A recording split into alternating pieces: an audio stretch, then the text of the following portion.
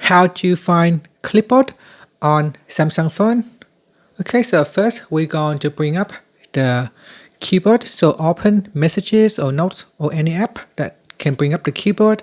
In here, bring up the keyboard, and at the top you should be able to see the clipboard icon. Sometimes it's not here because the toolbar is missing.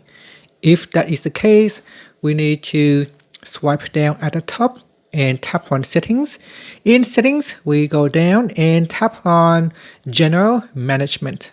Then tap on Samsung keyboard settings. In Samsung keyboard, we scroll down and make sure you turn on keyboard toolbar. Okay, so we tap on the toggle button. Now you can see there is an icon, the keyboard icon. Tapping on the icon will bring up the keyboard. Okay, so here you can tap on that to bring up the keyboard. Once the keyboard is on, you can tap on it to paste your copy items. Okay, so if for some reason it does not show, then tap on the more button here.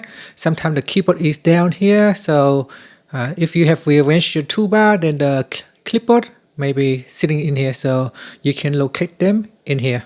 And that's it. That's all you have to do. Thank you for watching this video.